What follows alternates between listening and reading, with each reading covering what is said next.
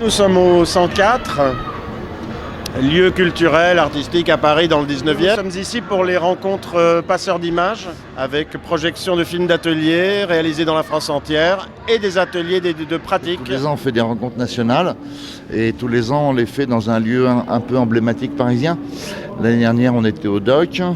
L'année avant à la Gaîté Lyrique, on a été à la Maison des Métallos, à Beaubourg. Et donc là, il y a des ateliers d'éducation à l'image, ils font des affiches, ils font du montage avec la Mashup. En général, on est là pour parler d'éducation à l'image et d'outils qui permettent de mieux comprendre le cinéma, de mieux comprendre les images. On est à la fois dans les outils et des pratiques différentes. Ça sert à comprendre qu'une image est toujours fabriquée, qu'il y a toujours une intention derrière l'image. Et ça sert à apprendre comment ça fonctionne le cinéma. Oui, j'ai fait un film, ouais. En gros, c'est sur les bruits de Brest. On prend plein de sons, on filme et on prend des sons et on les mélange après en fonction de ce qu'on a fait. Je suis étudiante en cinéma et je m'intéresse à l'éducation à l'image justement. Je voulais voir les différents outils et comment ça se passait. C'est important d'apprendre à la population, quelle qu'elle soit, comment on lit des images. Vu qu'on est submergé d'images. Juste à travers les portables, les tablettes, les ordinateurs, même des cours d'histoire, ce qu'on voit tout le temps, de vraiment apprendre à analyser, à avoir un recul justement. L'éducation à l'image, ça a toujours été important parce que on est confronté à des images et du coup savoir les décoder, être peut-être moins manipulé par les images, ça m'a toujours semblé très important. Et depuis plus petit on le fait, je pense que c'est mieux, ça donne des outils à chaque personne de justement pouvoir analyser et ne pas être manipulé aussi.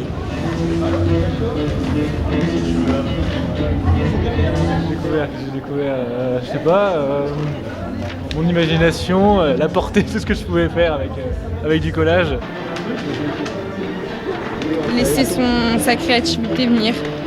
Et voilà, c'est tout. Nous, on montre que justement une image peut être plurielle et c'est vraiment pas l'idée de voilà, on leur apprend à regarder une image, on les fait faire quoi. C'est pas faire montrer, c'est faire. Nous, on travaille avec des jeunes qui sont sur leur temps scolaire. Donc, si on leur dit éducation, déjà, ça leur fait peur. Hein. Donc, on essaye d'organiser des activités ludiques. Aujourd'hui. Depuis le numérique, depuis une quinzaine d'années, je crois qu'il y a beaucoup de changements en fait dans le domaine de l'image et notamment un changement majeur qui est le fait que chacun d'entre nous maintenant, on n'est plus juste des spectateurs en fait, on fait des images nous-mêmes et puis on les diffuse et du coup diffuser une image. Avant, il n'y avait que les professionnels qui avaient le pouvoir de diffuser les images. Et maintenant, tout un chacun en fait, peut diffuser les images. Et du coup, on est tous face à une responsabilité plus grande finalement qu'avant.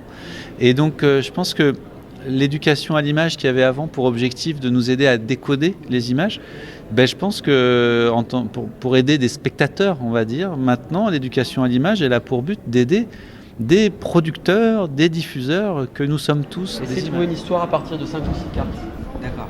Et après, on rajoutera la dimension sonore. D'accord. Donc allez-y, je vous laisse chercher. Alors ça, c'est un outil que j'ai inventé qui s'appelle la table Mashup et il permet d'apprendre le montage sans utiliser d'ordinateur. Alors c'est un gros mensonge que l'ordinateur il est juste là, à côté. Mais en fait, on ne touche pas au clavier, on ne touche pas à la souris, on n'a pas l'impression d'utiliser un logiciel. On utilise ses mains, on utilise ses oreilles, ses yeux et on invente d'autres histoires. Donc ça s'appelle du mash-up, parce qu'en anglais, to mash up, c'est faire de la purée. Là, on fait de la purée de film. On prend des gros morceaux d'œuvres qui existent, et à partir de là, on fait une nouvelle œuvre, et complètement délirante, ou pas d'ailleurs. On peut utiliser de clavier ou de je sais pas, de souris, juste poser des images, comme dit, l'idée de purée, je trouve ça super. Et puis les images sont aussi un peu délirantes, ça fait un peu trash, old. Avec les bruitures, on peut bien délirer en fait, ça peut faire un truc aucun sens, mais c'est ça qui est marrant. En gros, on peut s'approprier les images, en faire autre chose. Et ça permet de voir à quel point on peut manipuler les images, à quel point l'image nous manipule, et à quel point par l'image on peut exprimer quelque chose, pas simplement en tournant, mais aussi en assemblant. Jouer ensemble, faire des choses ensemble, et du coup on va chacun par soi-même apprendre. Et on s'éduque soi-même, il n'y a pas quelqu'un qui sait mieux que nous comment on doit être.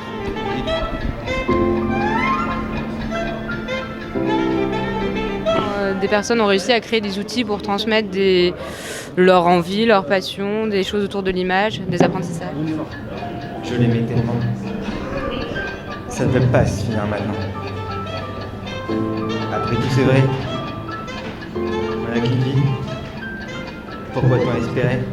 Les jeunes, s'ils ont vraiment pris du plaisir à faire ça, ils peuvent se dire tiens, je vais continuer, ou je vais recommencer, ou je vais faire ailleurs avec nous. Ou pas, Quand on fait un film ensemble et qu'avec un groupe de jeunes, moi je travaille à ce que ce soit un vrai espace démocratique et non pas autocratique avec l'adulte qui a le pouvoir, etc.